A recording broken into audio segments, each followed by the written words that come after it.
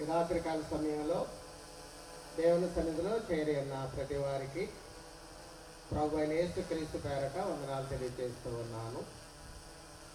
నిన్న ఈరోజు ఇంత గొప్పగా ఈ సువార్త కూడికలు ఏర్పాటు చేయటానికి దేవుడు అనుగ్రహించిన మహాకృపను బట్టి కొంతమూరు సంఘానికి దేవుడు అటువంటి గొప్ప ఆధిక్యతను దయచేసినందుకు దేవుని స్తుతులు చెల్లిస్తూ ఉన్నాను. అలాగే మరి సంఘస్థులందరూ అలాగే సువార్థికులు అందరూ మరి ఎంతగా ప్రయాసపడి కార్యక్రమాలు ఏర్పాటు చేశారు. మరి సంఘాన్ని నేను అభినందిస్తూ ఉన్నాను. రాజాకి నా అభినందనలు తెలియజేస్తూ ఉన్నాను. భవిష్యత్తులో ఇలాంటి మంచి కార్యక్రమాలు మీ సంఘం ద్వారా జరగాలని, అనేక మందికి సువార్త ప్రకటన ఇలా అందించేటట్లుగా మీ సంఘం ఈ ప్రాంతంలో పనిచేయాలని దేవునికి ప్రార్థన చేస్తూ ఉన్నాను. రెండో రోజు కూడా వాక్యాన్ని అందించడానికి నన్ను ఆహ్వానించిన సహోదరులకి, రాజా గారికి, అలాగే ఇక్కడ ఉన్న స్థానిక సంఘానికి మరి ఒకసారి తాడేపల్లిగూడు మహాలక్ష్మి నగర్లో ఉన్న క్రీస్తు సంఘం తరఫున వందనాలు తెలియజేస్తూ ఉన్నాను. సహోదరులు సుజిత్ గారు నాకంటే ముందుగా వాక్యాన్ని అందించారు. కుటుంబ వ్యవస్థ దేవుని ద్వారా ఏర్పాటు చేయబడి ఉన్నదని, ఆ కుటుంబం ఎలా ఉండాలనేది దేవుడు ముందుగానే తెలియచేశారనే విషయాన్ని సహోదరులు మనకు వివరించారు. ఎఫెసీ పత్రిక 3వ అధ్యాయము 14వ వచనం మనం చదివాం, సహోదరులు చదివించారు. అక్కడ మనం గమనించినట్లయితే సంఘాన్ని దేవుని కుటుంబంతో పోల్చాడు. అంటే సంఘం ఎలా ఉండాలో తెలియచేస్తూ ఒక కుటుంబం లాగా ఉండాలని సంఘాన్ని కుటుంబంతో పోల్చాడు. అంటే దాని అర్థం ఏంటంటే కుటుంబం ఎంత ఉన్నతమైన స్థితిలో ఉండాలో, ఎంత గొప్ప స్థితిలో ఉండాలో దేవుడు మరి ఏర్పాటు చేసిన విధానాన్ని బట్టి ఎంత గొప్పగా ఉండాలో తెలియచేసినట్లుగా మనం చూస్తూ ఉన్నాం. సంఘం ఎలా ఉండాలో మనకు తెలియదు. సంఘం ఎలా జీవించాలో, ఎలా కొనసాగాలో, ఎలాంటి ప్రేమలు ఉండాలో, ఎలాంటి అనురాగాలు ఉండాలో తెలియదు. అలాంటి పరిస్థితుల్లో పరిశుద్ధాత్ముడు పౌలు ద్వారా ఎఫెసీ సంఘానికి ఏం చెప్పాడంటే, ఎఫెసీలో ఉన్న సంఘం మీరు ఒక కుటుంబం లాగా ఉండండి. ఒక కుటుంబంలో ఎలాంటి ప్రేమలు, అభిమానాలు, అనురాగాలు ఉంటాయో అవి చూసి సంఘంలో వాటిని ప్రాక్టీస్ చేయండి అని తెలియజేశారు. అలాగే సంఘాన్ని శరీరంతో పోల్చారు. శరీరంతో పోల్చాడని అంటే మన శరీరం గురించి మనకు తెలుసు. శరీరం ఎలా ఉందో, శరీర అవయవాలు ఎలా సహవాసం కలిగి ఉన్నాయో, ఎలా ఐక్యంగా ఉంటున్నాయో, శరీరంలో ఉన్న అవయవాలన్నీ ఎలా పనిచేస్తూ ఉన్నాయో, అలాగే సంఘం కూడా ఉండాలని సంఘాన్ని శరీరంతో పోల్చారు. అంటే ఇక్కడ నేను చెప్పే పాయింట్ ఏంటంటే, ఒక కుటుంబాన్ని చూసి సంఘం అనేకమైన విషయాలు నేర్చుకొని సంఘంలో వాటిని ప్రాక్టీస్ చేయాలి అనేది దేవుని యొక్క ఉద్దేశమై ఉన్నది. కానీ ఈనాడు ఉన్నటువంటి కుటుంబాలు అలా లేనటువంటి పరిస్థితులు మనం చూస్తూ ఉన్నాం. అవునా కాదండి? దేవుడు కోరుకున్నట్లుగా, దేవుడు ఆశించినట్లుగా, దేవుడు ఏ ఉద్దేశంతో కుటుంబ వ్యవస్థను ఏర్పాటు చేశాడో ఆ ఉద్దేశాలకు అనుగుణంగా ఈనాడు కుటుంబాలు లేనటువంటి పరిస్థితులు మనం చూస్తూ ఉన్నాం. ప్రేమలు లేవు, అనురాగాలు లేవు, ఆప్యాయతలు లేవు, బంధుత్వాలు లేవు, ఏ విధమైనటువంటి ఓర్పు, సహనము ఇలాంటి లేనటువంటి కుటుంబాన్ని ఈనాడు మనం చూస్తూ ఉన్నాం. లోకంలోనే ఉన్న కుటుంబాలు ఎలా ఉన్నాయంటే రక్షణ పొందిన కుటుంబాలు కూడా ఈనాడు అలాగే కొనసాగుతూ ఉన్నాయి. మనం లోక విషయాలు ఒకసారి చూస్తే నిన్న పేపర్లో వేసాడండి ఒక విషయం. ఒక అతను కొడుకు తల్లిని రోడ్డు మీద వదిలేసి వెళ్ళిపోయాడండి. మా ఇంట్లో ఉండటానికి లేదు, మా ఇంట్లో నువ్వు ఉండొద్దు అని. ఆ అమ్మే అల్లి కట్టింది, ఆ అమ్మే వాడిని కన్నదే, ఆ అమ్మే వాడిని చదివించింది, ఆ అమ్మే వాడి కుటుంబం ఈనాడు ఈ స్థితిలో ఉండటానికి కారణం. కానీ ఆ తల్లిని చిన్నప్పటి నుంచి కని పెంచి తన రక్తాన్ని పాలుగా మార్చి 3 సంవత్సరాలు ఆడికి పాలు పట్టించి తర్వాత అనేక ప్రయాసలు కోర్చి వాడు పెంచితే ఈ రోజున ఏం చేశాడంటే రోడ్డు మీద వదిలేసాడండి. నాకు అక్కర్లేదు ఈ అమ్మ అని. ఏలూరులో ఒక 3 సంవత్సరాలు 4 సంవత్సరాల క్రితం ఒక తల్లిని పాతి పెట్టేయటానికి శ్మశానాన్ని తీసుకెళ్ళిపోయాడు కొడుకు. బంధువులు వచ్చి ఏదో కొనప్రాణం ఉన్నట్టు ఉందే అని మూలు వినపడి ఆమెని హాస్పిటల్లో తీసుకెళ్తే ఆమె బ్రతికిందండి, ఇంకా ఉంది. ఎవరు తీసుకెళ్లారు శ్మశానానికి? కొడుకే. తణుకులో, అంటే నేను చెప్పేది ప్రాక్టికల్గా చెప్తున్నాను, వార్తల్లో వచ్చిన విషయాలు చెప్తున్నాను. తణుకులో ఒకరోజు పేపర్లు వేసాడు, మిడ్-నైట్ కొడుకు తల్లిని బస్ స్టాండ్లో వదిలేసి వెళ్ళిపోయాడు. ఏంటంటే నువ్వు ఇంటికి వచ్చావంటే చంపేస్తానన్నాడు. ఇంత భయంకరమైన కుటుంబ వ్యవస్థని నాడు మనం చూస్తూ ఉన్నాం. ఒకప్పుడు భర్తలు భార్యలు కొట్టేవాళ్ళండి, ఇప్పుడు భార్యలు కూడా భర్తలు కొడుతున్నారు. ఒకప్పుడు భర్తలు భార్యలు చంపేసేవాళ్ళండి, కానీ ఇప్పుడు స్త్రీలు కూడా భర్తల్ని చంపేస్తున్నారు. అవునా కాదమ్మా? అవును. అంటే వాళ్ళు చంపేస్తున్నారు, వాళ్ళు తిరుగుబాటు చేస్తున్నారు. మేమెందుకు మాట వినాలి, మేమెందుకు లోబడాలనేటువంటి ఆలోచనతో ఉన్నారు. ఒక 30-40 సంవత్సరాల క్రితం పెళ్ళిళ్ళు అయితే కష్టమైనా, భర్త మంచోడు కాకపోయినా, త్రాగుబోతైనా, మోసగాడైనా, కొట్టేవాడైనా భార్యను కొంచెం సహించి కాపురాలు చేసేవారు. ఇప్పుడు ఉందమ్మా పరిస్థితి? లేదా. మొన్న ఈ మధ్యన ఒకళ్ళు చెప్పారు, ఉదయం 11 గంటలకు పెళ్లి చేసుకుందట, సాయంకాలం 7 గంటలకు పోలీస్ స్టేషన్కి వెళ్ళిందట అండి. ఎందుకని? నాకు డైవర్స్ కావాలని. ఎన్ని రోజులు అయిందండి? రోజు కూడా అవలా, రోజు కూడా కంప్లీట్ అవలా. మార్నింగ్ 11ంటికి మ్యారేజ్ చేసుకుని సాయంకాలం 7 గంటలకే డైవర్స్కి వెళ్ళింది.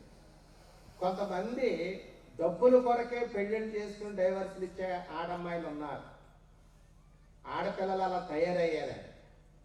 అంటే వాళ్ళు భర్తతో ఉందామని పెళ్ళిళ్ళు చేసుకోవట్లే, కాపురాలు చేద్దామని పెళ్ళిళ్ళు చేసుకోవట్లే. అంటే పెళ్లి చేసుకున్నాక వాడి మీద కేసు వేస్తే డబ్బులు వస్తాయని పెళ్ళిళ్ళు చేసుకున్నటువంటి అమ్మాయిలు ఉన్నారు. కట్నం వస్తుంది కాబట్టి పెళ్లి చేసుకుందామనే అబ్బాయిలు ఉన్నారండి. వాడు ఆశ అంతా, వాడు బుద్ధి అంతా, వాడు చూసేదంతా కట్నం తప్ప కాపురం ఉండాలి, మేము కలిసి బ్రతకాలనేటువంటి ఆలోచన చాలా మందికి లేనటువంటి పరిస్థితులు మనం చూస్తూ ఉన్నాం. అంటే కుటుంబ వ్యవస్థలో విచ్ఛిన్నం అయిపోయింది, కుటుంబ వ్యవస్థలో బాగా పాడైపోయినట్లుగా మనం చూస్తూ ఉన్నాం. తల్లిదండ్రులు పిల్లల్ని మరి సరిగా చూడనటువంటి పరిస్థితులు, అలాంటి తల్లిదండ్రులు కూడా ఉన్నారు. అలాగే పిల్లల తల్లిదండ్రుల్ని గౌరవించినటువంటి పరిస్థితులు, ఇంట్లో నుంచి గెంటేసేటువంటి పరిస్థితులు, నీకు తెలియదులే అనేటువంటి పరిస్థితుల్లో మనం చూస్తూ ఉన్నాం. ప్రతిరోజు పేపర్ చదివితే లేకపోతే టీవీలు చూస్తే కుటుంబ వ్యవస్థలో బాగా మార్పులు వచ్చినట్లుగా, చాలా భయంకరంగా ఉంటూ ఉన్నట్లుగా మనం చూస్తూ ఉన్నాం. దా సుజిత్ కూడా చెప్పాడు, కుటుంబ వ్యవస్థ నిలబడాలంటే యథార్థత ఉండాలని. యథార్థత లేని పరిస్థితులు మనం చూస్తున్నాం. ఒకరి మీద ఒకరికి నమ్మకం లేని పరిస్థితులు మనం చూస్తున్నాం. ఒకరి మీద ఒకరికి గౌరవం లేని పరిస్థితులు మనం చూస్తున్నాం. ఒకరి మీద ఒకరికి ప్రేమ లేనటువంటి పరిస్థితులు మనం చూస్తున్నాం. మరి పెళ్ళిళ్ళు ఎందుకు చేసుకుంటున్నారంటే చేసుకోవాలి కాబట్టి, ఏదో ఆశతోటి వేరే ఉద్దేశాలతో చేసుకుంటారు తప్ప దైవికమైన ఉద్దేశాలతో, దైవికమైనటువంటి విధానాలతో వివాహాలు జరగట్లేదనే విషయాన్ని మనం గమనించాలి. నా భర్త అనే గౌరవం భార్యకి లేదు, నా భార్య అనే గౌరవం భర్తకే లేదండి. భార్యను నమ్మనటువంటి పరిస్థితి, అలాగే భర్తను నమ్మనటువంటి పరిస్థితి. ఏదన్నా ఫోన్ వచ్చిందనుకోండి, ఈ ఆడవాళ్ళు కూడా ఏం చేస్తారంటే భర్త ఉండగా మాట్లాడరండి, ఆ పక్కకి వెళ్ళి గుసగుసలాడతారండి. ఈడేమనుకుంటాడు, వాళ్ళ అమ్మ చేసిందా, వాళ్ళ చెల్లి చేసింది అనుకోడుగా, ఎవరితో మాట్లాడుతుందో మా ఆవిడ అనుకుంటాడు. అలాగే భర్త ఫోన్ వచ్చిన భార్య దగ్గర మాట్లాడాడు, పక్కకి వెళ్ళి గుసగుసలా మాట్లాడతాడు. అంటే భార్య అనుకోని విషయాలా, లేకపోతే ఏదన్నా ప్లెయిన్గా ఉండొచ్చు. దాంతో ఆమెకు అనుమానం, ఏంటి ఏంటి ఎవరితో మాట్లాడుతున్నాడు మా ఆయన అని. ఈ తర్వాత ఈ చాటింగ్లు వచ్చినాయి కదా ఈ మధ్యన. చాట్ చేస్తూ ఉంటే మా ఆవిడ ఎవరితో చాట్ చేస్తుంది, నా భర్త ఎవరితో చాట్ చేస్తున్నారు, ఇలాంటి అనుమానాలు. కాబట్టి గౌరవం లేదు, నమ్మకం లేదు, అలాగే ప్రేమ, దేవుడు కోరుకునేటువంటి ప్రేమ లేనటువంటి పరిస్థితులు మనం చూస్తూ ఉన్నాం. మరి ఈ భయంకరమైనటువంటి వాతావరణంలో కుటుంబాలు ఉన్నాయి. ఇలాగే ఉండాలా, ఇలాగే కొనసాగాలా, ఇలాగే ఇంకా రోజు రోజుకి నాశనం అయిపోతూ ఉండాలని అంటే అలా ఉండకూడదు అనేది దేవుని యొక్క ఉద్దేశం అయి ఉన్నది. నాకు ఒక అక్క తమ్ముడు తెలుసండి. వాళ్ళిద్దరూ చాలా ప్రేమగా ఉండేవాళ్ళు, చాలా అభిమానంగా ఉండేవాళ్ళు. అసలు ఎంత ప్రేమ అంటే ఇద్దరికి ఉద్యోగాలే, అక్కో చోట తమ్ముడో చోట ఉండేవారు. ఒక్కరోజు సెలవు వస్తే అక్క దగ్గర పరిగెత్తేసేవాడు. ఒక 10 రోజులు సెలవు వస్తే అక్క దగ్గరే ఉండేవాడు. అంత అక్కంటే ప్రేమ. ఆస్తి గొడవలు వచ్చినాయండి, ఆస్తి పంపకాలు వచ్చినాయండి. తండ్రి ఏం చేశాడంటే అక్కకేదో కొద్దిగా ఇచ్చేసి మిగిలినంతా కొడుకు రాశాడు. ఇది వాళ్ళిద్దరి మధ్యన గొడవ తీసుకొచ్చింది. అంత బాగా వెళ్ళినటువంటి వాడు కనీసం వాళ్ళ అక్క ముఖం చూడటానికి వెళ్ళలేదండి. ఏంటమ్మా ఎడగొట్టింది వాళ్ళని? మరి ఏమైపోయింది అంత ముందున్న ప్రేమ, ఏమైపోయింది అంత ముందున్న అభిమానం? ఏదో ఒక గజం స్థలం ఎక్కువ వెళ్ళిందనో, లేకపోతే గ్రామ్ బంగారం ఎక్కువ వెళ్ళిందనో, లేకపోతే ఒక కొద్ది భాగం వాళ్ళకి ఎక్కువ వెళ్ళిందనో, ఎంతమంది అన్నదమ్ములు అక్క చెల్లెళ్ళు మాట్లాడుకోకుండా ఉన్నారా లేదండి? తల్లి ప్రేమతో అక్కకు కానీ చెల్లికి కానీ 1 గ్రామ్ ఎక్కువ బంగారం చేయించింది అనుకోండి, ఊరుకుంటారా?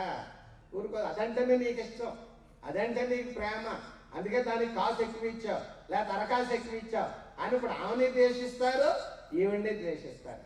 దేనికోసం? గ్రాము బంగారం, కాసు బంగారం. పర్లోకి వెళ్ళిపోతాం కదా గ్రామ్ బంగారం ఉంటే. ఏమా వెళ్తామా? వెళ్ళమండి. కాబట్టి చిన్న చిన్న విషయాల కొరకు కుటుంబాల్లో ప్రేమలు పోయినాయండి, అనురాగాలు పోయినాయి. ఇంకెంత భయంకరమైన స్థితి అంటే మనకి ఇంగ్లీష్ వచ్చి కొన్ని తంటాలు తీసుకొచ్చింది. అంటే మా పిల్లలు ఇంగ్లీష్ మాట్లాడుతున్నారని చాలా ఆనందిస్తున్నాం, మంచిదేనండి. కానీ అందరినీ మనం ఏమని పరిచయం చేసామంటే అంకులు ఆంటీ. ఏం పరిచయం చేసామండి? Uncle aunty. చిన్నాన్న అంకులే, పెదనాన్న అంకులే, మామయ్య అంకులే, తర్వాత సంఘస్థులు అంకులే, ఇంటి పక్క వాళ్ళు అంకులే, చేపలు అమ్ముకునే వాళ్ళు అమ్ముకులే, ఆడుకుని చేపలు మన ఇంటికి వచ్చి చేపలు అమ్మితే ఆడో అంకులే, తర్వాత అందరూ అంకులే, కనపడిన వాళ్ళు అందరూ అంకులే. ఏ అంకులు? ఎలాగ అంకులు? ఆంటీ, పిన్నయ్య ఆంటీయే, పెద్దమ్మ ఆంటీయే, తర్వాత మేనత్త ఆంటీయే, సంఘస్థురాలు ఆంటీయే, ఇల్లుడటాకు వచ్చినటువంటి పని మనిషి ఎవరన్నా ఉంటే ఆవిడ కూడా ఆంటీ. అంటే ఆంటీ అనొద్దని అంటలేదు నేను, కానీ ఈ భావాలు పోయినాయండి. మేము చిన్నప్పుడు ఏమి నేర్చుకున్నామంటే పెద్దమ్మ అంటే అమ్మ కంటే పెద్దదే, అంటే మా అమ్మ కంటే పెద్దదే, నేను గౌరవించాలి. చిన్నమ్మ మా అమ్మ కంటే చిన్నదే, మా అమ్మ చెల్లెలు. చిన్నాన్న అంటే మా నాన్న తమ్ముడు, మా నాన్న తమ్ముడు కాబట్టి నేను ప్రేమించాలి. పెదనాన్న మా నాన్నకు అన్నయ్య కాబట్టి మేము గౌరవించాలి. ఇలాంటి భావాలు ఉంటాయండి. ఉన్నాయమ్మ ఇప్పుడు నేను పిల్లలు ఎవరన్నా ఆంటీ అంటారని పిలిస్తే ఆమె పిలిచి అడుగుతానండి, అరే ఆంటీ అని పిలిచా కదా ఆవిడ నీకేమవుతాడు? ఏమో నాకేం తెలుసు, మా అమ్మ ఆంటీ అని పిలవమని పిలిచాను అంటాడండి. అంటే ఎలా ఆంటీ అయిందో తెలియదు, ఏ ఆంటీయో తెలియదు. అంటే ఇక్కడ ఏ దృష్టితో చూస్తారంటే మామూలుగా ఇంటి పక్క వాళ్ళ ఆంటీగా ఎలా చూస్తారో మేనత్తలు కూడా అలాగే చూస్తారు.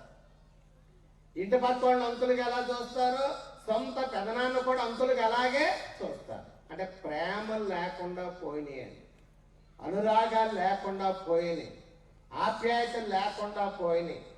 ఒకప్పుడు అన్న ఇంట్లో కానీ అక్క ఇంట్లో కానీ ఏదైనా సందర్భం వస్తే వివాహం వచ్చిందనుకోండి, 1 వారం రోజులు ముందెళ్ళిపోయి మా అక్కకు సాయం చేయాలి, మా చెల్లికి సాయం చేయాలని కుటుంబంతో పాటుగా 1 వారం రోజులు ముందెళ్ళిపోయి హెల్ప్ చేసేవారండి.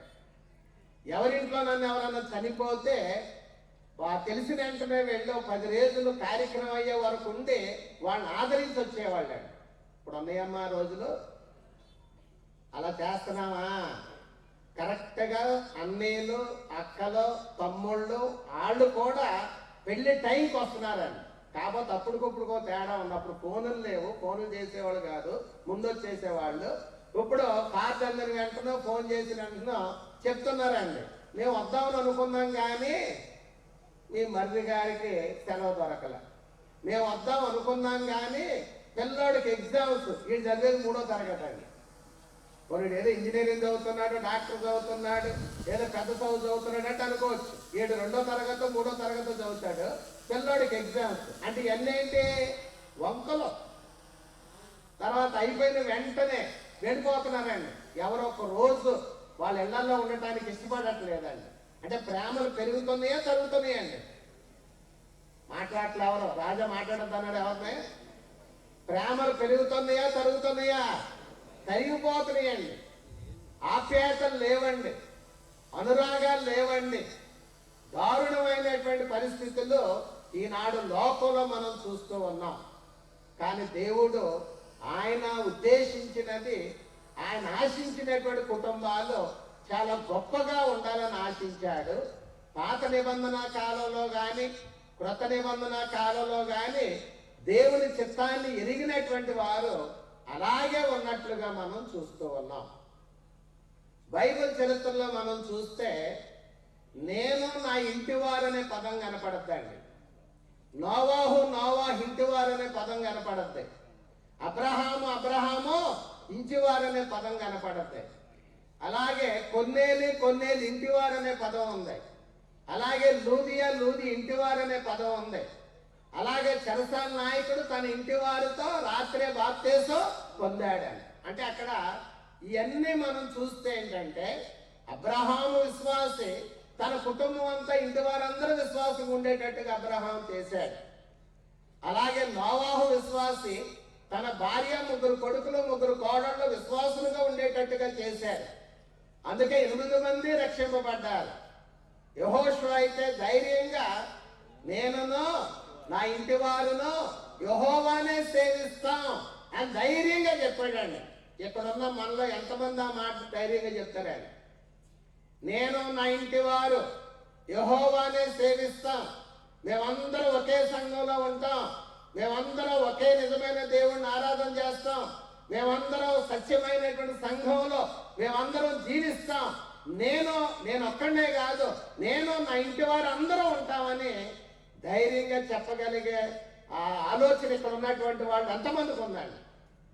ఎవరన్నా మన ఇంటికి వచ్చి పెళ్లి కార్డు ఇస్తే ఇంట్లో వాళ్ళు అందరూ రండి అంటే ఏమోనండి నేను మాత్రం వస్తానండి, మరి ఆవిడకి ఏ పనులు ఉన్నాయో నాకు తెలియదు, పిల్లలకి ఏ పనులు ఉంటాయో నాకు తెలియదు, వాళ్ళు ఎవరికి మాట ఇచ్చారో తెలియదు, వాళ్ళు ఎక్కడికి వెళ్ళాలో తెలియదు, వాళ్ళు వస్తే తీసుకొస్తాను, నేను మాత్రం వస్తానంటున్నారు తప్ప నా ఇంట్లో వాళ్ళందరూ వస్తామని మాట ఇవ్వగలరు ఎవరన్నా?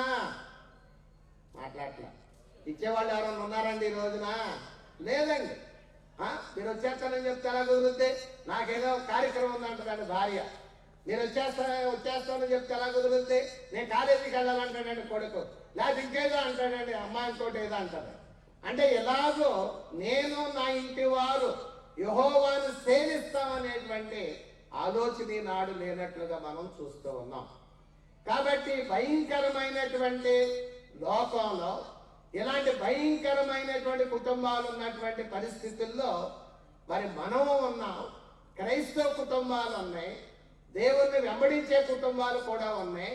కొన్నిసార్లు ఏంటంటే ఈ లోక ప్రభావం మరి క్రైస్తవుల మీద కూడా పడుతూ ఉంది. లోకంలో ఉన్నటువంటి పరిస్థితులు క్రీస్తు సంఘాల్లో ఉన్నటువంటి వారి మీద కూడా పడుతూ ఉంది. కాబట్టి వారిని చూసి లోకాన్ని చూసి వీరు కూడా అలాగే తయారవుతూ ఉన్నట్లుగా మనం ఈనాడు చూడగలుగుతూ ఉన్నాం.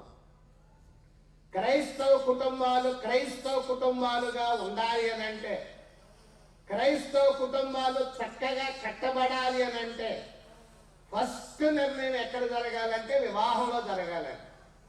ఎక్కడ జరగాలంటే వివాహంలో జరగాలి.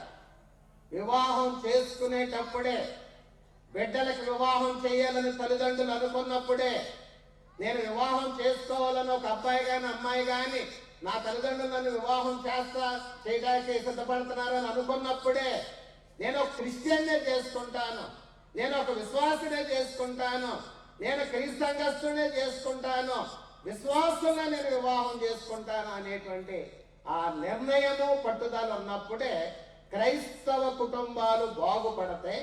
అక్కడి నుంచి కట్టబడటం, చక్కగా కట్టబడటం అనేది ప్రారంభం అవుద్దనే విషయాన్ని మనం గమనించాల్సినటువంటి అవసరత ఉంది.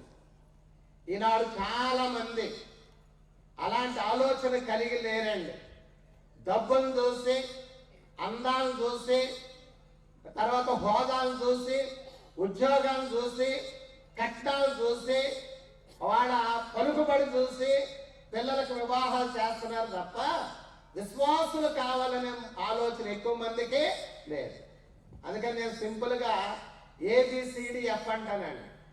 ఏ అంటే పెళ్లిళ్ళు చేయాలనుకున్నప్పుడు ఏది చూస్తారండి, B అంటే అందాన్ని చూస్తారండి, బ్యూటీయా కాదంటే, C అంటే క్యాస్ట్ చూస్తారండి, మా క్యాస్టా కాదని, D అంటే డౌరీ చూస్తారండి, అంటే మనం సరిపడా కట్టిన వాళ్ళు ఇస్తారా ఎవరా, E అంటే ఎడ్యుకేషన్ చూస్తున్నారండి. ఏం చూస్తున్నారండి? ఎడ్యుకేషన్. ఇవన్నీ అయిపోయిన తర్వాత అప్పుడు ఫెయిత్, ప్రార్థనకి వెళ్తారండి. వెళ్ళకపోయినా మేము మార్చుకుంటాంలేండి, లేకపోతే వేరే సంఘం అయినా మేము మార్చుకుంటాంలేండి అని అప్పుడు చూస్తున్నారు తప్ప ముందు దేవుడు అనే ఆలోచన, విశ్వాసం అనేటువంటి ఆలోచన ఈనాడు లేదని. చాలా మంది మోసపోయేది అక్కడే. చాలా మంది నాకు సంబంధాలు చూడమని చెప్తా ఉంటారు. మా క్యాస్ట్లోనే చూడండి, మా వాళ్ళలోనే చూడండి, వీళ్ళు ఎవరో అసలు నాకు తెలిస్తేగా, వాళ్ళు ఎవరో నాకు తెలిస్తే వాళ్ళలో చూస్తాను, వాళ్ళు ఎవరో నాకు సరిగ్గా తెలియదు, నేను ఎప్పుడు ఎవరిని క్యాస్ట్ అడగను, మా వాళ్ళలోనే చూడండి. అంటే ఎంత క్రిస్టియన్గా బ్రతికినా, ఎంత విశ్వాసగా జీవిస్తూ ఉన్నా కులాన్ని వదిలిపెట్టనటువంటి పరిస్థితులు మనం చూస్తున్నాం.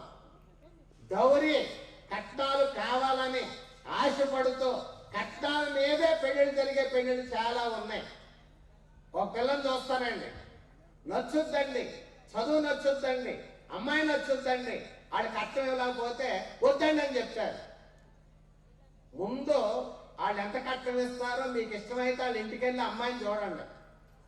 నచ్చిందని చెప్పుకున్న తర్వాత ఆ అమ్మాయిలో ఒక ఆలోచన ఏర్పడిన తర్వాత, ఆ కుటుంబానికి మా అమ్మాయి నచ్చిందని తెలిసిన తర్వాత డబ్బులు సరిపోలేదు, డబ్బులు ఇవ్వలేకపోతున్నామని నా తల్లిదండ్రులు బాధపడిపోతారని. లేక ఆ పాప అమ్మాయి మా అమ్మ నాన్న డబ్బులు ఇచ్చుంటే నేను ఇష్టపడిన చేసుకుంది కదా, మా అమ్మ నాన్న దగ్గర స్తోమత లేదని ఆ అమ్మాయి బాధపడేటువంటి పరిస్థితులు ఉన్నాయి. అందుకని నేనేం చేస్తానంటే, కట్నాలు తీసుకోకుండా ఉండండి.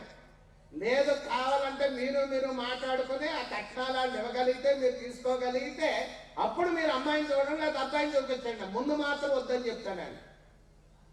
అంటే చూసుకున్నాక, ఇష్టపడిన తర్వాత, మాటలన్నీ అయిపోయిన తర్వాత, ఆఖరికి డబ్బులు వచ్చిన తర్వాత పెళ్లిళ్ళు ఆగిపోవటం అనేది దుర్మార్గం అండి, అది చెడ్డ ఆలోచన అండి అది. కాబట్టి ఇలాగో భయంకరమైనటువంటి పరిస్థితులు చూస్తున్నాం. కానీ విశ్వాసుల్ని వివాహం చేసుకుందాం, నా బిడ్డకి విశ్వాసుని వివాహం చెయ్యాలనేటువంటి ఆలోచన చాలా మందికి లేదు. దేవుడు మొదటిగా నొచ్చుకున్నది ఎక్కడండి? దేవుడు మొదటిగా హృదయంలో నొచ్చుకున్నది ఎక్కడండి? ఆదికాండం 6వ అధ్యాయంలో దేవుని కుమారులు నల్లు కుమార్తెలను వివాహం చేసుకోవటాన్ని బట్టి ఆయన నొచ్చుకున్నాడు, బాధపడ్డాడు, సంతాపం నొందాడు. ఎందుకు నేను ఈ ప్రజల్ని ఏర్పాటు చేశానా, సృష్టించానని ఆయన సంతాపం నొందాడు. తర్వాత అబ్రహాం తన కొడుకు వివాహం చేయాలనుకున్నాడు. ఏం చెప్పాడండి? ఈ కనాను కుమార్తెలు ఎవరిని నేను పెళ్లి చేయను, నా స్వజనులనే చేస్తానని ఒక విశ్వాసురాల్ని ఇస్సాకుకి తీసుకొచ్చినట్లుగా మనం చూడగలుగుతూ ఉన్నాం. సంసోను తల్లిదండ్రులకి నేను ఒక అమ్మాయిని ప్రేమించానంటే ఆ తల్లిదండ్రులు ఏమన్నారంటే, మరి ఇశ్రాయేలులో ఎవరూ లేరని నువ్వు ఒక అన్యురాల్ని వివాహం చేసుకుంటావా అని అడిగినట్లుగా మనం చూస్తూ ఉన్నాం. క్రొత్త నిబంధనలో చూస్తే విశ్వాసికి అవిశ్వాసికి పాలెక్కడిది అన్నాడు. వీళ్ళకి వాడికి సంబంధం ఏంటి అన్నాడు. నాకు తెలిసిన కొంతమంది సేవకులు ఉన్నారండి, మేము అల్లుడిని మార్చుకోగలం అని రక్షణ పొందినటువంటి అల్లుడిని వివాహం చేసుకొని ఇప్పటికీ మార్చకుండా ఉండిపోయిన వారు ఉన్నారు. నా కోడల్ని మార్చుకుంటానని పెళ్లి చేసి ఇప్పటికే కోడల్ని మార్చుకోనటువంటి వాళ్ళు ఉన్నారు. వాళ్ళు గొప్ప సువార్థికులండి, చాలా పేరున్న సువార్థికులు. అంటే చాలా చోట్ల కుటుంబ వ్యవస్థ పాడవటానికి కారణం ఏంటంటే అసలు స్టార్టింగ్ పాయింట్ లోనే ప్రాబ్లం అండి. వివాహ వ్యవస్థలోనే ప్రాబ్లం. ఒక విశ్వాసి మరొక విశ్వాసిని వివాహం చేసుకున్నప్పుడు, ఒక విశ్వాసురాలు మరొక విశ్వాసుని వివాహం చేసుకున్నప్పుడు కుటుంబ వ్యవస్థ అనేది కరెక్ట్ గా స్టార్ట్ అవుద్ది. అక్కడి నుంచి వారు భక్తిలో ఉంటారు, పిల్లలు కూడా అలా భక్తిలో పెంచుకునేటువంటి అవకాశము ఉందనే విషయాన్ని మనం గమనించాలి. ఇక్కడ చాలా మంది తల్లిదండ్రులు ఉన్నారు, ఒకే నిర్ణయం తీసుకోవాలండి.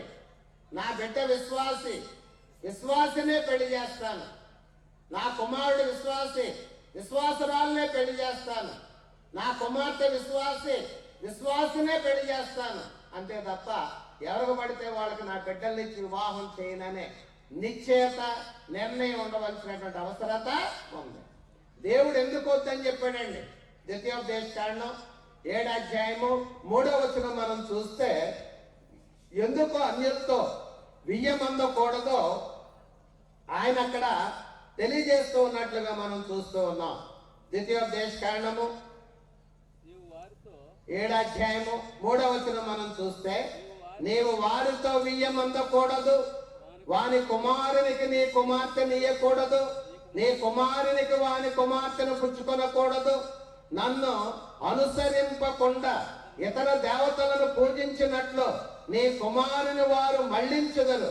అందును బట్టి యెహోవా కోపాగ్ని నీ మీద రగులుకొని ఆయన నిన్ను త్వరగా నశింపచేయును.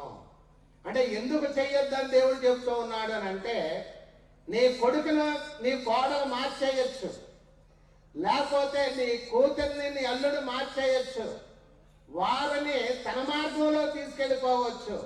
కాబట్టి అన్యులతో బియ్యం అందొద్దు, నీ బిడ్డలకు అది మంచిది కాదు అని దేవుడు ఇశ్రాయేలుని హెచ్చరించినట్లుగా మనం చూస్తూ ఉన్నాం. నాకు అర్థం కాని విషయం ఒకటి అడుగుతున్నానండి. మనకు పిల్లలు ఉన్నారు, పిల్లోడు పరిగెత్తు పడిపోతే ఒకవేళ రక్తం కారింది అనుకోండి, ఏ తల్లి తండ్రి అన్నా తట్టుకోగలరా? అమ్మా కొంచెం రక్తం కారితే తట్టుకోగలరా? తట్టుకోలేదు. నిప్పులు ఉన్నాయి, చూడకుండా అడిగేసింది అనుకోండి పాప కానీ బాబు కానీ, అంటే 2, 3, 4, 5 సంవత్సరాల పిల్లలు, తల్లి తట్టుకోగలదా? ఏం చేస్తుంది? అయ్యో నా పాప కాలిపోయింది, నా కొడుకు కాలిపోయిందని ఏం చేస్తారని. ఇదే తట్టుకోలేం కదా.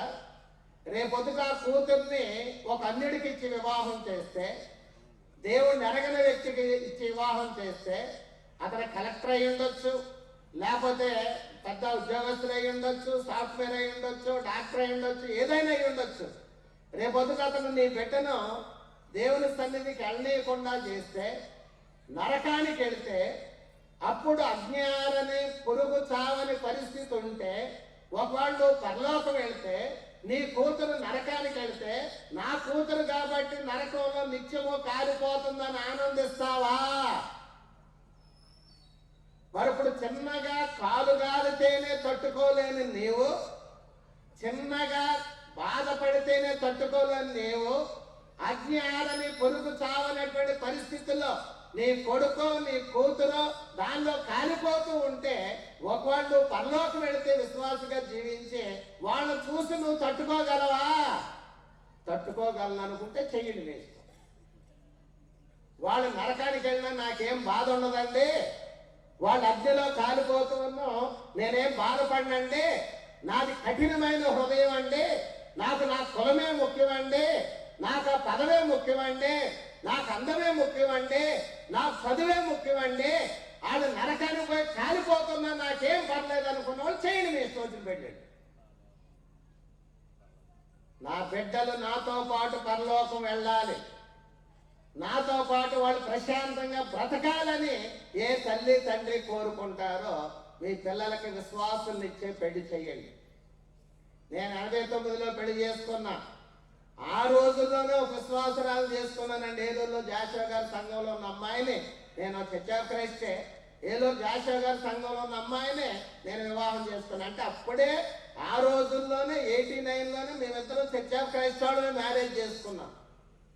నాకు 3 పిల్లలు, 3కి క్రీస్తు సంఘస్థులు ఇచ్చే పెళ్లి చేశానండి. వేరే ఏ ఆలోచన చేయలేదు. ఇక డబ్బు చూడలే, హోదా చూడలే, ఏం చూడలే. క్రిస్టియన్స్ కావాలి అంటే నా గురించి చెప్పుకోవడం కాదు, ఒక ఉదాహరణ చెప్తున్నాను మీకు. నాలాగా చాలా మంది ఉన్నారు. కాబట్టి ప్రారంభమే చెడుగా ప్రారంభం అవుతుంది. అందుకనే కుటుంబ వ్యవస్థ పాడైపోతూ ఉన్నట్లుగా మనం చూస్తూ ఉన్నాం. సహోదరి సహోదరులారా, ఒకసారి ఆలోచించండి. విశ్వాసులు వివాహం చేసుకోవాలనేది దేవుని యొక్క ఉద్దేశం అయి ఉన్నది, దేవుని యొక్క సంకల్పం అయి ఉన్నది. అలాంటి నిర్ణయంతో తల్లిదండ్రులు ముందుకెళ్లాల్సినటువంటి అవసరత ఉంది. వివాహం అయిన తర్వాత భర్తలో పరిశుద్ధత ఉండాలండి, భర్తలో పవిత్రత ఉండాలండి. ఈనాడు చాలా కుటుంబాలు నాశనం అవటానికి కారణం ఏంటంటే అసలు పురుషుల్లో భక్తి ఉన్నట్టు లేదండి, పురుషుల్లో దైవభక్తి లేదండి. బైబిల్లో చాలా కుటుంబం అనలేదండి. ఎవరి కుటుంబం అన్నాడండి?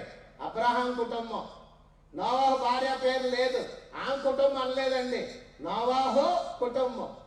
కొన్నేళ్ళు ఇంటివారు మగోడు పేరు చెప్పాడండి. నేను అబ్రహాము దేవుడను, ఇస్సాకు దేవుడను, యాకోబు దేవుడనని పురుషుల పేరు చెప్పాడు తప్ప, నేను వారికి దేవుణ్ణి అయి ఉన్నానని పురుషుల పేరు చెప్పాడు తప్ప ఎవరి పేరు చెప్పలేదు, స్త్రీల పేరు చెప్పలేదండి. అంటే దాని అర్థం ఏంటంటే పురుషుడు దేవుల్లో ఉండి తన భార్యను తన పిల్లల్ని నడిపించుకోవాల్సిన బాధ్యత ఎవరి మీద ఉందంటే పురుషుల మీద ఉందండి. మన మన సంఘాల్లో చూస్తే 100 మంది ఉంటే 80 మంది ఏమో స్త్రీలు ప్రార్థనకు వస్తారు, ఒక 20 మంది మాత్రం పురుషులు వస్తారు. కొంతమంది ఇక్కడ సంఘంలో పురుషులు ఎక్కువగానే కనిపించారు, 30 మంది దాకా ఉన్నారు. నాకు స్టేజ్ మీద పాట పాడారు, నేను సంతోషించాను, బాగానే ఉన్నారు ఇక్కడ. కానీ చాలా చోట్ల స్త్రీలు ఎక్కువ మంది, పురుషులు రారు. లేక కాదండి, వారి జీవితాల్లో దేవుడు లేక. నాకెందుకు ప్రార్థన, నాకు అక్కర్లేదని పురుషులు చాలా మంది దేవుణ్ణి ఎరగట్లేదండి. పురుషుడికి దైవభక్తి ఉంటే, పురుషుడు దేవుల్లో ఉంటే తను నిజాయితీగా ఉండటానికి, తన కుటుంబాన్ని నడిపించుకోవడానికి అవకాశం ఉంటుందండి.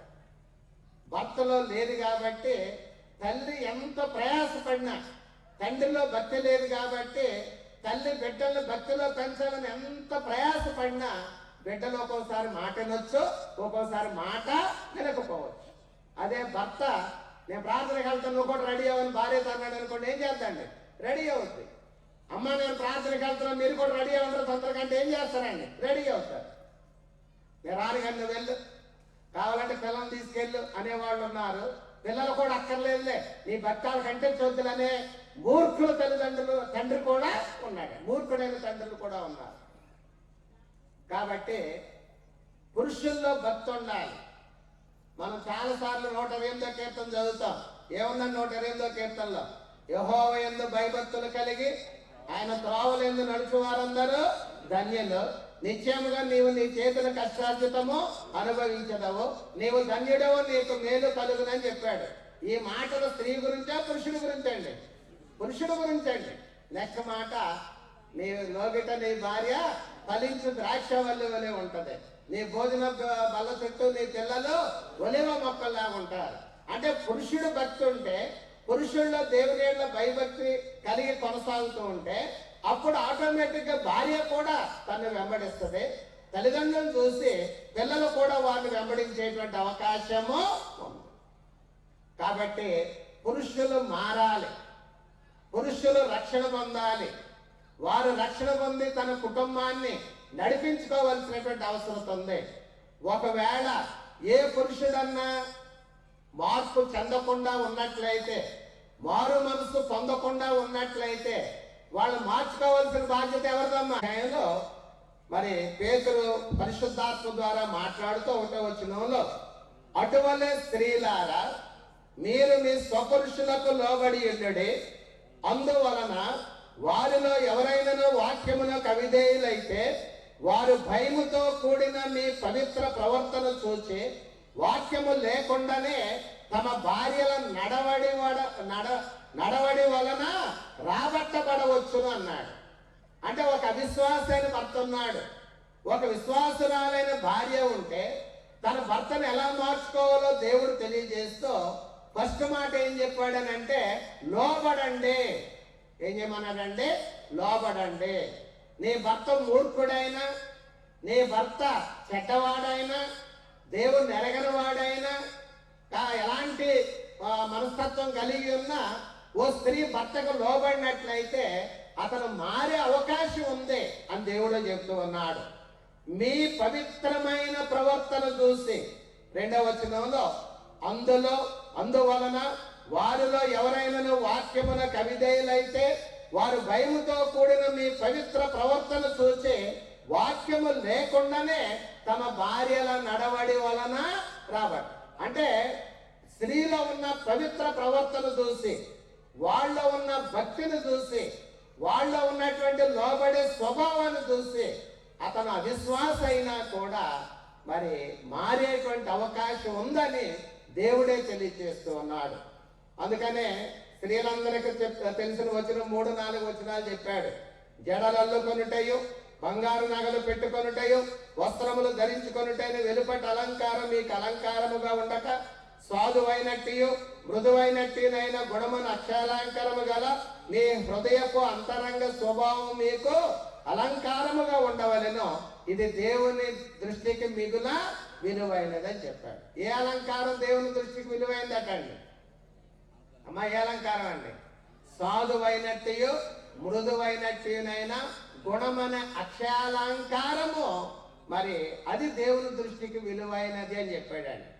ఈనాడు చాలా మంది స్త్రీల్లో, మిమ్మల్ని అంటలేదులేండి, చాలా మంది స్త్రీల్లో హృదయ సంబంధమైన అలంకరణ కనపడట్లేదు కానీ బాహ్య సంబంధమైనటువంటి అలంకరణకు ఎక్కువ ప్రాధాన్యత ఇస్తూ, వెలుపటి అలంకరణకు ఎక్కువ ప్రాధాన్యత ఇస్తూ మరి వారి ఇష్టానుసారంగా వారు జీవించాలి. మాకో హక్కులు ఉన్నాయి, మాకో పదవులు ఉన్నాయి, మాకో స్వేచ్ఛ ఉంది, మేము ఎందుకు లోబడాలి, మేమెందుకు ఇంట్లో పనిచేయాలి, మేమెందుకు ఎలా ఉండాలని తిరుగుబాటు చేసే పరిస్థితులు వస్తాయి. స్త్రీలు ఉద్యోగం చేసిన, స్త్రీలు చదివిన, స్త్రీలు పదవులు, స్త్రీలు ఓట్లు ఆకర్షించుకోవటానికి వాళ్ళేమో ఫుల్గా ఇచ్చేస్తున్నారని పదవులు 33% అన్నారు, ఒకళ్ళు 50% ఒకళ్ళు అన్నారు, ఎందుకంటే ఓట్ల కోసం. కాబట్టి మాకు పదవులు ఉన్నాయి కదా అని భర్తను పక్కనెట్టేయమని కాదు, మాకు చదువు ఉంది కదా అని భర్తను పక్కనెట్టేయమని కాదు, మేము ఉద్యోగం చేస్తున్నాం, డబ్బులు సంపాదిస్తున్నాం, వ్యాపారాలు చేస్తున్నాం కదా అని భర్తను పక్కనెట్టేయమని కాదు. కాబట్టి నీ భర్తకి ఎప్పుడైతే నువ్వు లోబడతావో, ఎప్పుడైతే గుణానికి సంబంధించిన అలంకరణ నువ్వు కలిగి ఉంటావో అది మంచిదని చెప్పాడు. శారా అయితే తన భర్తను ఏమని పిలిచిందటండి? యజమానుడా, ఇంగ్లీష్లో లార్డ్ అన్నాడు, ప్రభు అని పిలిచిందండి. అంటే దేవుడు తర్వాత ఎవరంటే నువ్వే నా ప్రభు అని పిలిచినట్లుగా మనం చూస్తూ ఉన్నాం. కాబట్టి లోక సంబంధమైన విషయాలు ప్రక్కన పెడదాం, లోక సంబంధమైన అలంకరణ పక్కన పెడదాం.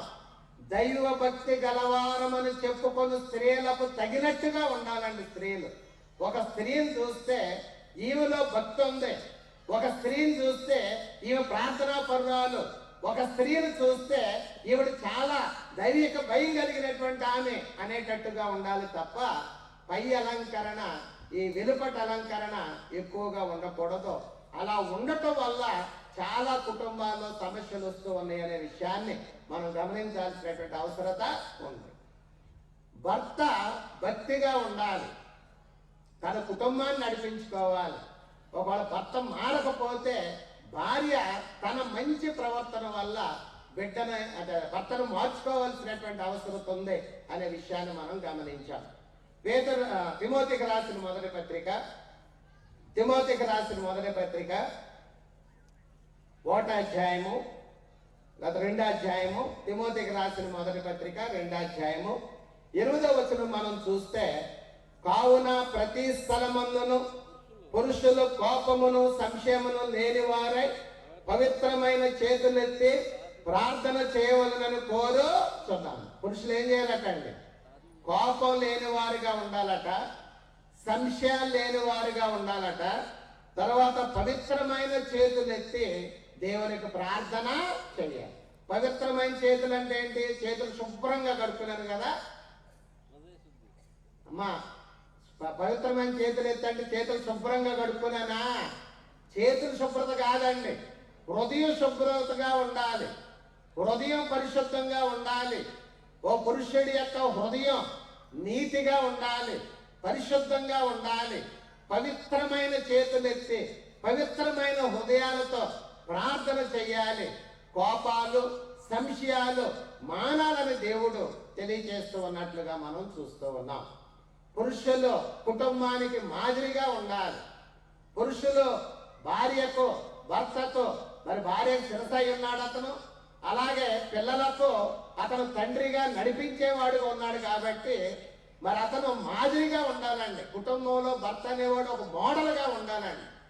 రాత్రి నేను చెప్పాను, తాగుబోతులుగా ఉన్నా, లేకపోతే ప్యాకెట్ రాయలుగా ఉన్నా, జోదాలు ఆడేవాళ్ళుగా ఉంటే ఆ కుటుంబానికి ఆ భర్తలో మాదిరి కాదండి.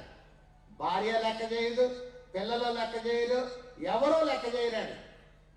చాలా మంది అంటే అలాంటి పరిస్థితుల్లో ఉన్నట్లుగా మనం చూస్తూ ఉన్నాం. ఇప్పుడు తిమోతి పత్రిక 3వ అధ్యాయంలో సంఘ పెద్దల యొక్క అర్హతలు చెప్పాడు. ఎవరు అర్హతలు అండి? సంఘ పెద్దల యొక్క అర్హతలు. సంఘ పెద్దలు ఎక్కడి నుంచి రావాలి? సంఘంలో నుంచే రావాలి.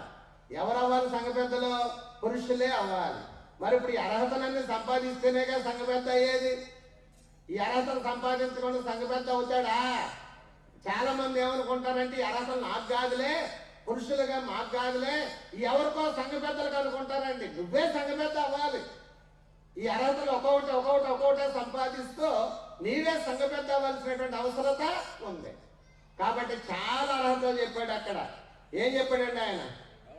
అధ్యక్షుడు వాడు 3వ అధ్యాయం 2వ వచనంలో, నిందారహితుడును ఏకపత్ని పురుషుడును మితానుభవుడును స్వస్థబుద్ధి గలవాడును మర్యాదస్తుడును అతిథి ప్రియుడును బోధింప తగిన వాడునై ఉండి మద్యపానీయు కొట్టువాడును కాక సాత్వికుడును జగనమాడిన వాడును ధనాపేక్ష లేని వాడునై సంపూర్ణ మాన్యత కలిగి తన పిల్లలను స్వాధీనపరుచుకొనుచు తన ఇంటి వారిని బాగుగా ఏలువాడునై ఉండవలెను.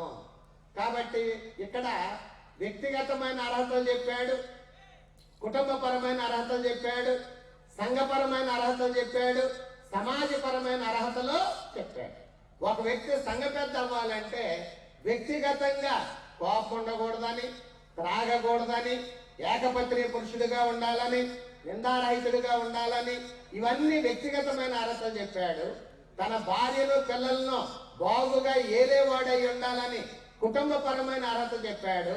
సంఘంలో అందరికీ తెలిసిన వాడుగా ఉండాలి, కొత్తగా చేరిన వాడై ఉండకూడదని సంఘపరమైన అర్హత చెప్పాడు. అలాగే సంఘమునకు వెలుపటి వారి ఎడల కూడా మర్యాదగా నడుచుకునేవాడై ఉండాలని సమాజ సంబంధమైన అర్హత చెప్పాడు. ఎవరు చెప్పాడండి? ఇది పురుషులకి.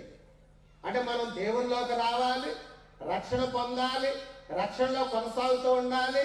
జాగ్రత్తగా ఈ నియమాలు మనం పాటిస్తూ, ఒక్కొక్క ఈ అర్హతను మనం పాటిస్తూ భార్యని బిడ్డల్ని విశ్వాసంలో పెంచుకుంటే రేపొద్దుట సంఘ పెద్ద అయ్యేటువంటి అవకాశము ఉంది. చాలా సంఘాల్లో సంఘ పెద్దలు లేరు. సంఘ పెద్దలు లేరంటానికి అంటే ఎందుకు లేరంటే అర్హతలు లేవు.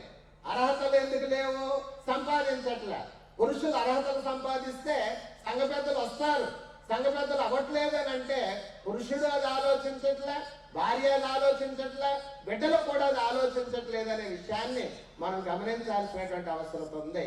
కాబట్టి ఓ భర్త లేకపోతే అంటే గృహ యజమాని భక్తిగా ఉంటే కుటుంబం అంతా బాగుపడితే, అతనిలో భక్తి లేకపోతే కుటుంబం అంతా కూడా మరి కొంచెం దేవుని నుండి తొలగిపోయేటువంటి అవకాశం ఉందనే విషయాన్ని గమనించాలి.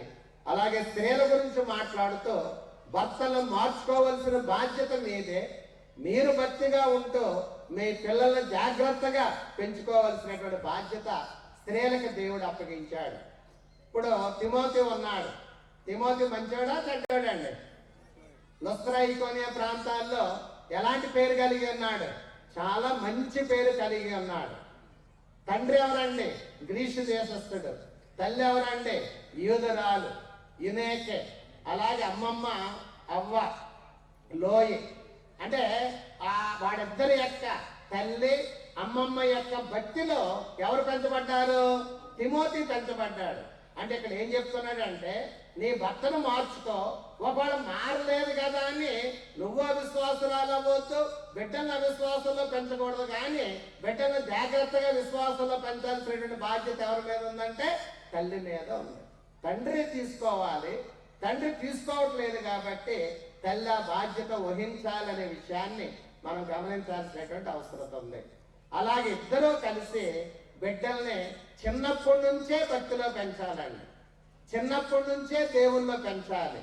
చిన్నప్పటి నుంచే శ్రద్ధగా వాళ్ళని సండే స్కూల్ పంపించాలి, యూత్ క్లాసులు పంపించాలి. ఒక వయసు వచ్చేటప్పటికి వాళ్ళకి బాప్తీసం ఇప్పించే ఏర్పాటు ఎవరు చేయాలంటే తల్లిదండ్రులే చేయాలి. చాలా మంది పిల్లల్ని సండే స్కూల్స్కి పంపించట్లేదండి, యూత్ క్లాసులు పంపించట్లేదండి. యాక్చువల్గా పిల్లలకి దైవికమైన విషయాలు నేర్పాల్సిన బాధ్యత ఎవరిదండి? తండ్రికి చెప్పాడు, తర్వాత ఇద్దరికి చెప్పాడు. ఇప్పుడు ఎఫెసీ పత్రిక 6:4 తండ్రులారా మీ పిల్లలకు కోపము రేపక ప్రభు యొక్క శిక్షలోను బోధలోను వారిని పెంచుడు అన్నాడు. అంటే ఆ బాధ్యత ఎవరికి ఇచ్చాడు? తండ్రికి ఇచ్చాడు. కానీ మేము తెలియగలిగిన వాళ్ళం. మేము ఏం చేస్తామంటే, మేము తిరిగి వస్తున్నాము, గోడని పనులు చేసి వస్తున్నాము, ఉద్యోగాలు చేసి వస్తున్నాము, పిల్లలు చూసే సంగతి మాకెక్కడ కుదురుద్ది, ఆ బాధ్యత నీది, ఇంట్లో పని చేసుకో, పిల్లలు జాగ్రత్తగా పెంచే బాధ్యత నీదని మా బాధ్యత మీ మీద తోసేస్తున్నాం. యాక్చువల్గా పిల్లల్ని పెంచాల్సిన బాధ్యత ఎవరిదంటే తండ్రికి చెప్పాడండి ఆ మాట. తండ్రికి దేవుడు ఆజ్ఞ ఇచ్చాడు. అంటే తల్లి చేయకూడదని కాదు, తండ్రి మాట ఎక్కువ వింటాడా, తల్లి మాట ఎక్కువ వింటారని పిల్లలు. అమ్మ దగ్గర గారాబం దొరుకుద్దండి, అమ్మ దగ్గర ప్రేమ దొరుకుద్దండి. వాళ్ళు ప్రేమించడం వచ్చి తప్ప పిల్లల్ని పెద్దగా గద్దించలేరు, కొట్టలేరండి. అదే తండ్రి అయితే ఏం చేస్తాడండి, గద్దించడానికి, క్రమశిక్షణలో పెట్టడానికి అవకాశము ఉంటుంది. అలాగే సామెతల గ్రంథం 13 మరి తండ్రి గురించే మాట్లాడు. అక్కడ ఏ తండ్రి అయితే బెత్తం వాడతాడో ఆ బిడ్డ ఏమవుతాడంటే క్రమశిక్షణలో పెరుగుతాడు, మంచివాడిగా పెరుగుతాడని తెలియజేసినట్లుగా మనం చూస్తాం. ఒకసారి మనం సామెతల గ్రంథం 13:1 అలాగే 24 మనం చూస్తే, తండ్రి శిక్షించిన కుమారుడు జ్ఞానము గలవాడు అన్నాడు. ఎవరు శిక్షించాలటండి? తండ్రి శిక్షించాలి. 24 బెత్తము వాడని వాడు తన కుమారునికి విరోధి, కుమారుని ప్రేమించేవాడు వానిని శిక్షించునన్నాడు. అంటే ఇక్కడ దాని అర్థం ఏంటంటే, దేవుడు శిక్షించమన్నాడు కాదని ఇరగొట్టేయమని కాదండి. ఏ కోపం వచ్చేస్తే ఇష్టం వచ్చినట్టు బాధేయమని కాదు. కర్ర దొరికితే కర్ర, బెల్ట్ దొరికితే బెల్ట్, ఏదన్నా పొల దొరికితే పొల, దాంతో ఎరదీసేయమని కాదు. అంటే డిసిప్లైన్ చేయాలి. డిసిప్లైన్ చేయాల్సిన బాధ్యత ఎవరిదంటే తండ్రిదే.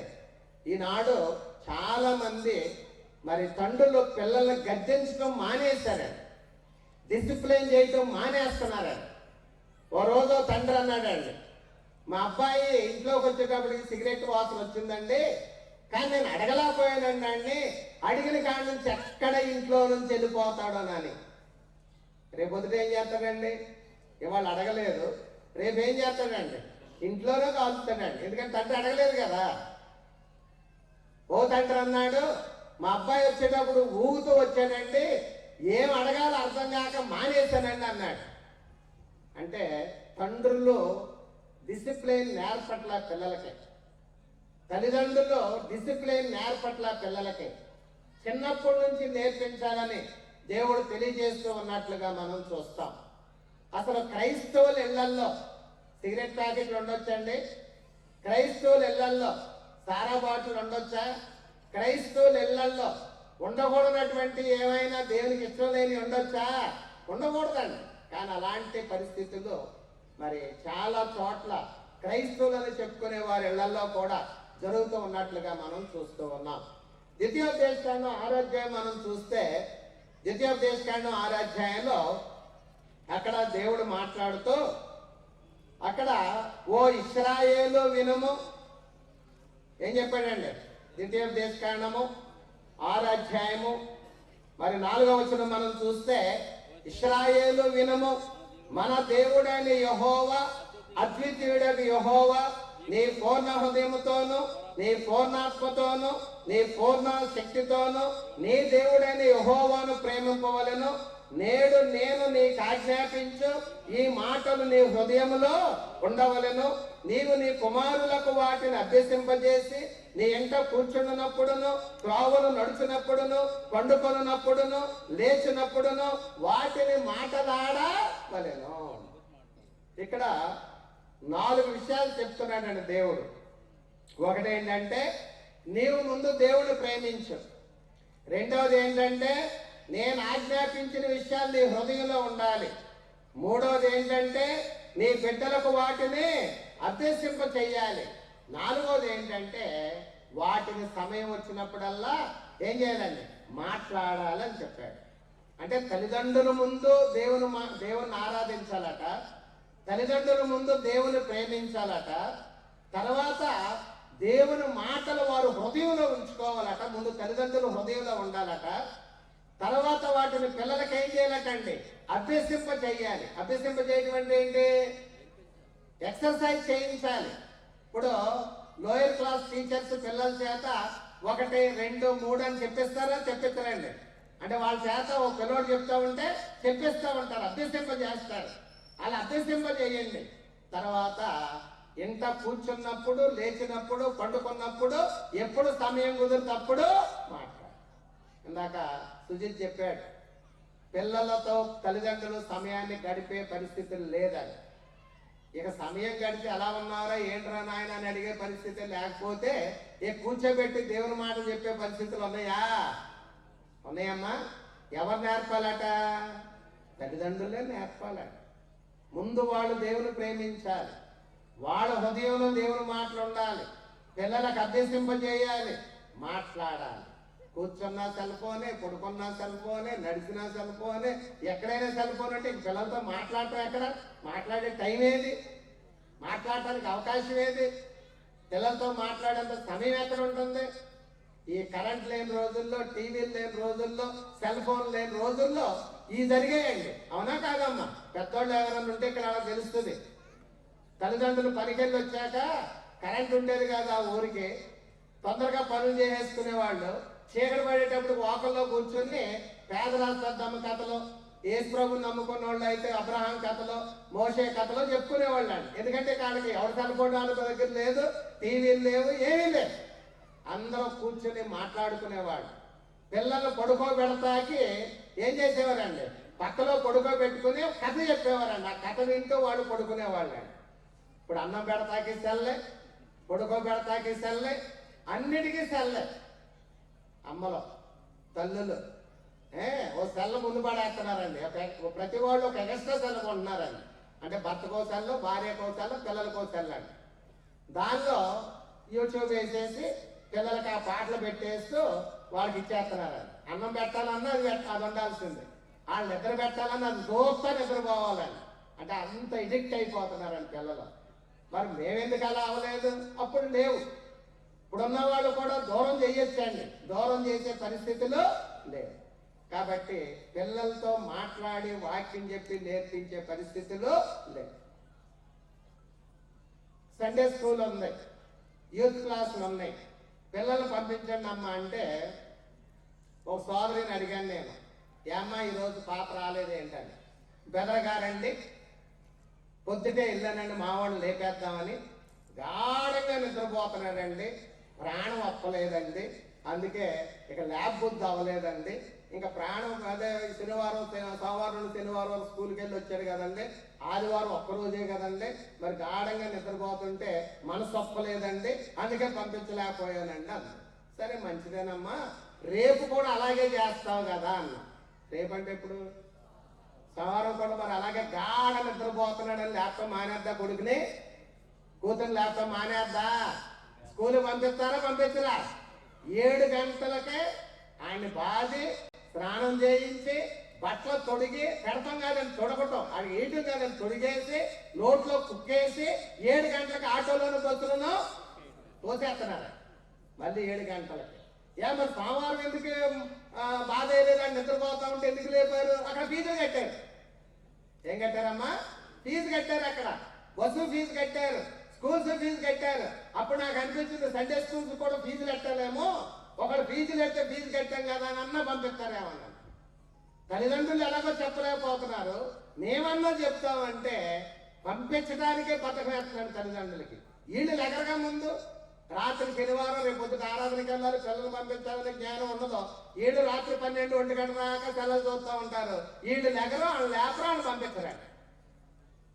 అలాంటి భయంకరమైన పరిస్థితుల్లో ఉన్నాం. తీతో పత్రిక 2:3-5 అక్కడ మాట ఉంటుందండి.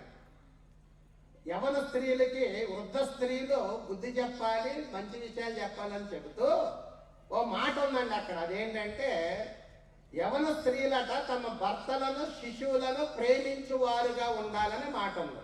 ఎవరు ప్రేమించాలమ్మా? భర్తను ప్రేమించాలి, శిశువుని ప్రేమించాలి. శిశువు అంటే బిడ్డను ప్రేమించాలని. నేను క్రైస్తవుడైన కొత్తలో, అంటే నేను ముందు హిందూగానే ఉన్నాను, తర్వాత క్రైస్తవుడు అయ్యాను. క్రైస్తవుడైన కొత్తలో ఈ వాక్యం చదివినప్పుడు ఇదేంటి దేవుడు ఎలా చెప్తున్నాడు, భర్తను ప్రేమించమంటే ఓకే, ఎందుకంటే బయట నుంచి వచ్చేవాడు కాబట్టి ఆయన ప్రేమించాలి అని చెప్పడంలో అర్థం ఉంది. దేవుడు ఏంటి ఒక తల్లిని తన బిడ్డను కూడా ప్రేమించమన్నాడని చెప్తున్నాడేంటి? తనే కదా కన్నది, 9 మాసాలు మోసింది కదా, తనే కన్న కదా, తన బిడ్డ అంటే తనకు ప్రేమ ఉండదా? ఎందుకు దేవుడు ఎలా చెప్తున్నాడు అని అనుకున్నాను. ఎప్పుడు? అప్పుడు. ఇప్పుడైతే దేవుడు గొప్పవాడు, సర్వోన్నతుడు కాబట్టి ఆయన అందుకే రాయించాడు అనిపిస్తుంది. ఎంతమంది తల్లులు నిజంగా పిల్లల్ని ప్రేమిస్తున్నారు? ఒకసారి తల్లులకి ప్రశ్న వేస్తున్నారు, ఎంతమంది తల్లులు నిజంగా చిన్నపిల్లలు ప్రేమిస్తున్నారు? ఎంతమంది అన్నం ఒకప్పుడే మా చిన్నప్పుడైతే కుక్కను చూపించు, చెట్టును చూపించు, చంద్రుడిని చూపించు, దాన్ని చూపించు, దీన్ని చూపించు, బోనాలు ఎట్టేవారండి, ఎత్తుకు తిరిగేవాళ్ళండి. ఇప్పుడు ఎంతమంది తల్లులు చేస్తున్నారండి? కలపటం, స్పూన్ పెట్టడం, ఆడు ముందు గిరాట వేయటం, వీళ్ళు సీరియల్ చూడటం అండి. నువ్వు తినరా, అలవాటు చేసుకోరా అని పడేస్తున్నారండి. లేకపోతే సెల్ ఫోన్ ముందెట్టి ఆ నోట్లో కుక్కేస్తారు. అసలు వీళ్ళు ఏం పెడుతున్నారో చూడండి, ఆడికి కావాల్సిందే సెల్ ఫోనే. వీళ్ళు ఏం పెడుతున్నారు కూడా వాడికి అనవసరం, వాడు వినేస్తాడు అంతేనండి. అంటే తిన్నారనుకుంటున్నారు తప్ప చెడు చూపిస్తూ తిన్నారనే విషయం తెలియదు. చాలా మంది తల్లు ఏమనుకుంటున్నారంటే ఈయనేంటి ఎంతసేపు చెప్తున్నాడు దీని గురించి, ఏం చూపిస్తున్నాం మేము, మంచియే కదా, ఏదో క్రిస్టియన్ సాంగ్ చూపిస్తున్నాం, లేకపోతేనేమో ఏంటంటే అదేంటే టామ్ అండ్ జెర్రీ ఇలాంటివి చూపిస్తున్నాం, ఏదో బొమ్మలు ఉన్నాయి చూపిస్తున్నాం, అదే తప్పేంటి అనుకుంటారండి. బొమ్మ అంటే ఒక వీడియో వచ్చింది, మరొక వీడియో మధ్యలో ఏమొస్తుందండి అమ్మా? ఏమొస్తాయి? యాడ్లు వస్తాయి. అవి చక్కగా మంచి విషయాలు వస్తాయి కదా యాడ్లు. ఒక వీడియో అయిపోయిందండి, ఇంకో వీడియో ప్లే అవ్వాలి, ఈ లోపు 2-3 యాడ్లు వస్తాయి. ఏం చూపిస్తున్నారు? ఓ సినిమా చూపిస్తానండి, ఒక హీరోయిన్ ముద్దెట్టుకున్నట్టుగా. అంటే ముద్దంటే ఏంటి? వీడికి అప్పుడే తెలిసిపోతుంది, కౌగులించుకున్నట్టుగా, హక్ చేసుకున్నట్టుగా. ఇవన్నీ పిల్లలకు చిన్నప్పుడే తెలిసిపోతున్నాయండి. ఎందుకు 8వ తరగతి పిల్లలు ఎలా తయారయ్యారు? ఎందుకో 18 అంటే కనీసం మైనారిటీ తీరకుండానే చాలా మంది యవనస్తులు ఎందుకు అమ్మాయిలు పాడు చేస్తున్నారు, ఎందుకు చంపేస్తున్నారు? చిన్నపిల్లలనే జ్ఞానం కూడా లేకుండా ఎందుకు అలా ప్రవర్తిస్తున్నారు అంటే వాళ్ళు చెడంతా చూసి. కాబట్టి మీ పిల్లల్ని సండే స్కూల్కి పంపించండి, మీ పిల్లల్ని యూత్ క్లాసులు పంపించండి. వాళ్ళకి వయసు వచ్చిన తర్వాత బాప్తిస్మానికి మాత్రం ఏం చేయకూడదంటే ఆటంకం చెయ్యాలి. సండే స్కూల్కి పంపిస్తారండి, యూత్ క్లాసులు పంపిస్తారండి. ఆడికి వాక్యం అర్థమై బాప్తిస్మం పొందుతారు అన్నారు అనుకోండి, ఆగరా పెళ్ళి ఎలా జరుగుద్ది ఏంటో చూద్దాం లేరా, అప్పుడే వద్దులేరా అంటున్నారండి. ఆడపిల్ల మేము బాప్తీసం పొందుతానంటే చూద్దాం ఆగు, మన క్యాస్ట్లో క్రిస్టియన్ దొరుకుతాడో దొరకడో, మరి వేరే వాళ్ళకి ఇవ్వాలంటే అప్పుడు బాధ కదా, తర్వాత చూద్దాంలే, పెళ్ళయ్యాక పొందుదు కానీ అని తల్లిదండ్రులే ఆపేస్తున్నారు. తల్లిదండ్రులే వాళ్ళు రక్షణ పొందకుండా ఆపేస్తున్నారు. అంటే తల్లిదండ్రులు ఆపుతున్నారంటే మీరున్న మంచి మార్గంలో మీ పిల్లలు ఉండకూడదనేగా మీ ఆలోచన. మీరు జీవించే క్రైస్తవ జీవితం మీ బిడ్డలు జీవించకూడదనేగా మీ ఆలోచన. కాబట్టి తల్లిదండ్రులుగా బిడ్డల్ని భక్తిలో పెంచాలి, విశ్వాసంలో పెంచాలి. కుటుంబం అంతా కలిసి కుటుంబ ప్రార్థన చేసుకుంటూ, కుటుంబం అంతా కలిసి సంఘానికి వెళుతూ, కుటుంబం అంతా కలిసి దేవుళ్ళో ఉంటే ఆనందం వేరు, ఆ సంతోషం వేరు. దేవుడు కోరుకునే కుటుంబాలు అవన్నీ. ద్వేషాలు, అసూయలు, కలహాలు ఇలాంటివి కాదండి. పిల్లల తల్లిదండ్రుల్ని వ్యతిరేకించేవాళ్ళు, తల్లిదండ్రులు కొట్టే పిల్లలు కూడా ఉన్నారండి. ఆడపిల్లలు కొడుతున్నారండి తల్లిని, మగపిల్లలు కొడుతున్నారండి తండ్రిని. అంటే మూర్ఖులు అనమాట వాళ్ళు, జ్ఞానం లేని వాళ్ళు అనమాట వాళ్ళు. కనీసం కన్న తల్లిదండ్రులను ఎలా గౌరవించాలో తెలియనటువంటి భ్రష్టులు అనమాట అండి వాళ్ళు. నిన్ను కని పెంచి పెద్ద చేసిన తల్లిదండ్రుల మీద తిరుగుబాటు చేస్తున్నారంటే, వాళ్ళు కొడుతున్నారంటే, వాళ్ళు హీనంగా చూస్తున్నారంటే అది చాలా తప్పు. దేవుడు అది అంగీకరించేది కాదు. మంచి క్రైస్తవ కుటుంబాలు ఏర్పడాలి. సమాజం మారాలి అంటే, సమాజంలో మార్పు రావాలి అంటే క్రైస్తవులైన మన కుటుంబాలు ముందు బాగుపడాలి. నేను దేవుల్లో ఉండాలి, నా భార్య దేవుల్లో ఉండాలి, నా పిల్లలు దేవుల్లో ఉండాలి, మేమందరం దేవుల్లో ఉంటూ మరి దేవునికి ఇష్టలుగా జీవించాలి అనేటువంటి ఆలోచన ప్రతి కుటుంబంలో ఉండాలి. ఒక క్రైస్తవ తండ్రి ఉండి, ఒక క్రైస్తవ తల్లి ఉండి, అలాగా ఇంట్లో ఉన్న బిడ్డలు కూడా దేవుల్లో ఉంటే ఆ కుటుంబం ఎలా ఉంటుందండి? హ్యాపీగా ఉంటుంది, సంతోషంగా ఉంటుంది. ఇక్కడే ఏం చూడొచ్చండి? పరలోకాన్ని చూడొచ్చు. ఇప్పుడు మన కుటుంబాల్లో పరలోకం చూస్తున్నాం, నరకం చూస్తున్నాం. మాట్లాడలా మా కుటుంబంలో పరలోకాన్నే చూస్తున్నాం అన్నవాళ్ళు ఎవరు చేయొద్దండి? ఒక్కడు లేరా? మా కుటుంబంలో నేను, నా భార్య, మా పిల్లలు అందరం పరలోక సంబంధులుగా ఉన్నామంటే ఇక్కడే మేము పరలోకాన్ని చూస్తున్నాం, అందరం హ్యాపీగా దేవుల్లో బ్రతుకుతున్నాం అన్నవాళ్ళు చేయొద్దనంటే ఒక్క చేయలేదు. నేను అమనాలు ఎవరు, మీరెవరు? కాబట్టి జాగ్రత్తగా ఉందాం, క్రైస్తవ కుటుంబాలు కడదాం. మనం చూసి లోకం మారాలి, లోకాన్ని చూసి మనం మారొద్దు. క్రైస్తవం చూసి అవిశ్వాసులు మారాలి, అవిశ్వాసం చూసి క్రైస్తవులు మారిపోవద్దు. కాబట్టి మనం భక్తిగా ఉందాం, మన కుటుంబాలు భక్తిగా పెంచుకుందాం.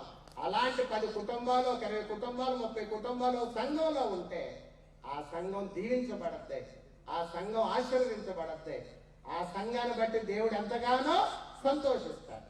కాబట్టి సహోదరి సహోదరులారా, క్రైస్తవ కుటుంబాలు దేవుని మీద ఆధారపడదాం, భక్తిలో జీవిద్దాం. చాలా మంది ఆత్మీయత గురించి ఆలోచించట్లేదు. ప్రార్థనకు వస్తున్నారు, పాటలు పాడుతున్నారు, కానుకలు వేస్తున్నారు తప్ప ఆత్మీయంగా బ్రతుకుదామని ఆలోచనే లేదు. ఆత్మీయంగా బ్రతుకుదాం. క్రైస్తవ కుటుంబాలు క్రైస్తవులుగా కుటుంబాలుగా జీవించడానికి ప్రయత్నం చేద్దాం. వందనాలండి అందరికీ. ఇంతవరకు వాక్యాన్ని శ్రద్ధగా ఉన్న మీ అందరికి వందనాలు తెలియజేస్తున్నాను. నాకు ఈ 2 రోజులు అవకాశాన్ని ఇచ్చిన కొత్తగూరులో ఉన్నటువంటి సంఘానికి, అలాగే స్థానిక సువార్థికుల రాజాకు నా ప్రత్యేకమైన వందనాలు తెలియజేస్తున్నాను.